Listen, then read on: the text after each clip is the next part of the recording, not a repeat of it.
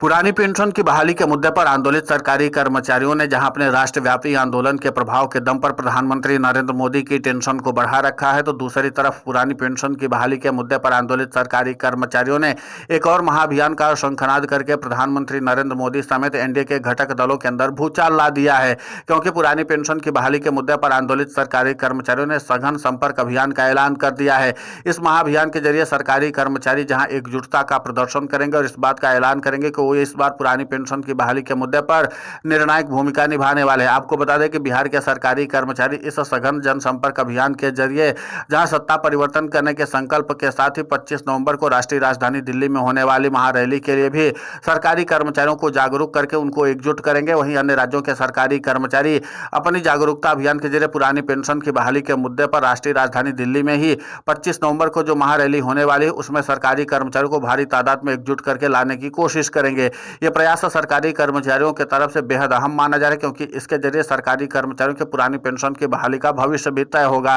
अगर यहाँ पर भारी तादाद में सरकारी कर्मचारी एक बार फिर से एकजुट हो जाते हैं, और जाहिर सी बात है कि जब सरकारी कर्मचारी राष्ट्रीय राजधानी दिल्ली में एकजुट होंगे और महारैली करेंगे, उसी दरमियान बिहार का विधानसभा चुनाव परिणाम भी आया होगा। और अगर सरकारी कर्मचारी जैसे बिहार में काम करें, खासकर बिहार के सरकारी कर्मचारी वोट स्ट्राइक के जरिए सीधे तौर पर सत्ता परिवर्तन करने के संकल्प पर आगे बढ़ चुके हैं, तो जाहिर सी बात है अगर सरकारी कर्मचारियों ने महागठबंधन की सरकार वहां पर बना दी तो इसका फिर राष्ट्रव्यापी तौर पर प्रचार प्रसार भी हो जाएगा और सरकारी कर्मचारी जो अभी सुस्त पड़े हुए हैं अन्य राज्यों के, वो भी पूरी तरीके से एक्टिव हो जाएंगे और पुरानी पेंशन की बहाली के मुद्दे की लड़ाई को एक बार फिर से पूरी ताकत के साथ उठाने की कोशिश करेंगे। अब इसी के नाते से सरकारी कर्मचारियों की तरफ से एक बहुत व्यापक प्लान बनाया गया है और इसको अंजाम देने के लिए सरकारी कर्मचारी अभी से ग्राउंड जीरो पर उतर चुके हैं। सरकारी कर्मचारियों का असली मकसद है या तो सत्ता परिवर्तन करना या अपने आंदोलन के प्रभाव को इतना ज्यादा प्रभावशील बना देना कि अन्य राजनीतिक दल भी उनके साथ करीबी बढ़ाएं और इसी के साथ सत्ता परिवर्तन करने के संकल्प को भी आगे बढ़ाएं। आपको बता दें कि लोकसभा में केंद्र की नरेंद्र मोदी सरकार ने सरकारी कर्मचारियों को साफ तौर पर जवाब दे दिया था कि वो किसी भी हाल में पुरानी पेंशन की बहाली नहीं करने जा रही है और न ही भविष्य में कभी बहाली करेगी।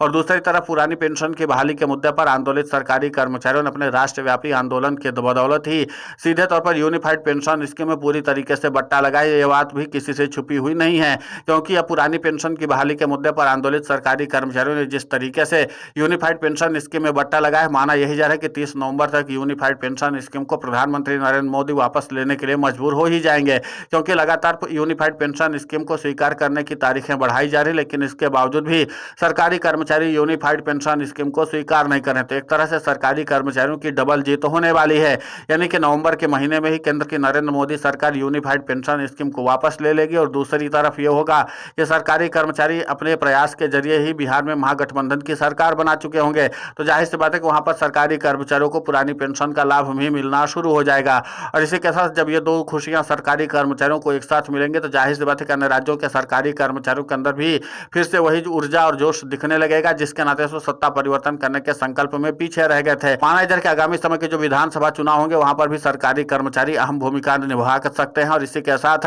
सत्ता परिवर्तन भी कर सकते हैं। और जाहिर सी बात है जब सियासी जमीन केंद्र की नरेंद्र मोदी सरकार की दनाकनी शुरू हो जाएगी तो संभव है कि प्रधानमंत्री नरेंद्र मोदी अपनी भूल मानते हुए सीधे तौर पर पुरानी पेंशन की बहाली कर दें। तो कुल मिलाकर के सरकारी कर्मचारियों ने जमीनी स्तर पर अपने काम को और भी ज्यादा बढ़ा लिया है और सीधे तौर पर सरकारी कर्मचारी सघन जनसंपर्क अभियान के जरिए अपने इस आंदोलन और मूवमेंट को और भी ज्यादा गति देने की कवायद में जुट गए हैं। और आपको बता दें कि पुरानी पेंशन की बहाली के मुद्दे पर आंदोलित सरकारी कर्मचारी अब आर या पार की लड़ाई लड़ने के लिए आमादा हो चुके हैं और इसलिए सरकारी कर्मचारियों ने अपने आंदोलन में इस महाअभियान का बिगुल फूका है। आपको बता दें कि बिहार के सरकारी कर्मचारी लंबे समय से बिहार में जमीनी स्तर पर काम कर रहे हैं और सतही स्तर पर सत्ता परिवर्तन करने के संकल्प को लेकर के भी आगे बढ़ चुके हैं। अब सरकारी कर्मचारियों का यह आंदोलन एनडीए के घटक दलों के लिए लगातार टेंशन का सबब बनता चला जा रहा है, क्योंकि हमने आपको तस्वीरों के जरिए दिखाया भी था कि किस तरीके से लगातार एनडीए के प्रत्याशियों का लगातार विरोध भी हो रहा है और अपने विधानसभा क्षेत्र में जाकर के चुनाव प्रचार अभियान भी ठीक से संपादित नहीं कर पा रहे हैं।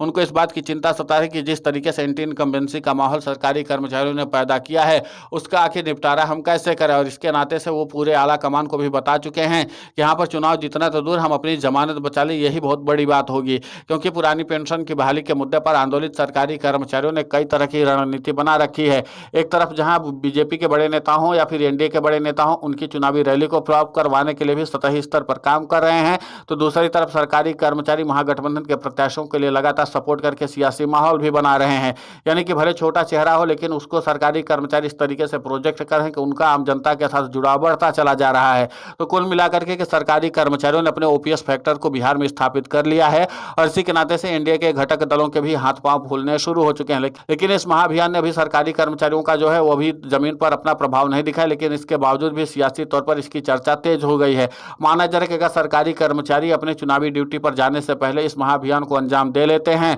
और अपने जागरूकता अभियान को सही तरीके से अंजाम दे लेते हैं, तो जाहिर सी बात है कि सरकारी कर्मचारियों को जो सत्ता परिवर्तन करने का संकल्प है वो बड़े आसानी से पूरा भी किया जा सकता है। अब देखना महत्वपूर्ण होगा कि जिस तरीके से पुरानी पेंशन की बहाली के मुद्दे पर आंदोलित सरकारी कर्मचारियों ने एक बार फिर से सघन जनसंपर्क अभियान का महाअभियान छेड़ा है, इसके जरिए सरकारी कर्मचारियों को कितनी सफलता मिलती है। लेकिन इतना तो तय है कि एनडीए के घटक दलों के मनोबल को सरकारी कर्मचारियों ने पूरी तरीके से तोड़ दिया है और अपने एंटी इनकम्बेंसी के प्रभाव को भी दिखा दिया। तो कुल मिलाकर के पुरानी पेंशन की बहाली के मुद्दे पर आंदोलित सरकारी कर्मचारी ओपीएस फैक्टर के जरिए एक बहुत अहम रोल अदा करने जा रहे हैं और इसी के साथ जब सरकारी कर्मचारी राष्ट्रीय राजधानी दिल्ली में एकजुट होंगे तो सीधे तौर पर केंद्र की नरेंद्र मोदी सरकार को चुनौती दे रहे होंगे। और इसी के साथ तब तक ये भी साफ हो जाएगा कि प्रधानमंत्री Narendra Modi unified pension scheme को वापस लेंगे या नहीं लेंगे, क्योंकि अभी तक जो रिपोर्ट सूत्रों के हवाले से निकल कर सामने आ रही वो यही है कि प्रधानमंत्री Narendra Modi unified pension scheme को वापस लेने के लिए लगभग मन बना चुके हैं और इसका मसौदा भी तैयार किया जा रहा है। माना यह जा रहा है कि पुरानी पेंशन की बहाली के मुद्दे पर आंदोलित सरकारी कर्मचारियों के मूवमेंट की एक सबसे बड़ी और अहम जीत मानी जा रही है, क्योंकि अभी तक कई राज्यों की सरकारों ने भी इस बात का फैसला किया था कि अगर केंद्रीय कर्मचारी यूनिफाइड पेंशन स्कीम को अच्छे से स्वीकार कर लेते हैं और उसको अपना लेते हैं तो फिर हम अपने राज्य में भी यूनिफाइड पेंशन स्कीम को लागू करेंगे। और कई राज्यों ने भी इसकी मंजूरी दे दी थी, मसलन महाराष्ट्र हो या हरियाणा, मध्य प्रदेश हो या उत्तराखंड, इन राज्यों में लगातार, गुजरात में भी लगातार यूनिफाइड पेंशन स्कीम को जमीन पर उतारने की कवायद तेज कर दी गई। लेकिन इसी के साथ छत्तीसगढ़ और राजस्थान में भी यूनिफाइड पेंशन स्कीम को जमीन पर उतारने की कवायद की गई थी, लेकिन सरकारी कर्मचारियों की तरफ से जबरदस्त जो बाइकआउट हुआ उसके नाते से राज्यों की सरकारों को समझ में आ चुका है कि अभी केंद्र की नरेंद्र मोदी सरकार की फजीहत हो रही है और अगर हम यूनिफाइड पेंशन स्कीम को राज्यों के सरकारी कर्मचारियों के लिए लागू कर देंगे तो जाहिर सी बात है कि सरकारी कर्मचारियों का जो आंदोलन है वो भड़क उठेगा और उसको हम नियंत्रित नहीं कर पाएंगे। और इसी के नाते से राज्यों की सरकारों ने फिलहाल इस पूरे मामले पर नरमी बरती है। लेकिन अब माना यही जा रहा है कि सरकारी कर्मचारियों का जो सघन जनसंपर्क अभियान है ये बहुत गहरा प्रभाव छोड़ने वाला है और इसके जरिए सरकारी कर्मचारी बड़ी सफलता हासिल कर लेते हैं अगर इसको सही से अंजाम दिया गया तो। फिलहाल इस पूरे घटनाक्रम को लेकर के आपकी प्रतिक्रिया बहुत महत्वपूर्ण होती है, आप हमें कमेंट करके जरूर बताएं। साथ ही पुरानी पेंशन की बहाली के मुद्दे पर हम लगातार आंदोलित होकर के खबरें चला रहे हैं, आप हमारे समर्थन के लिए चैनल को सब्सक्राइब करें, खबर को ज़्यादा से ज़्यादा शेयर करें ताकि पुरानी पेंशन की बहाली का मुद्दा और बुलंद हो।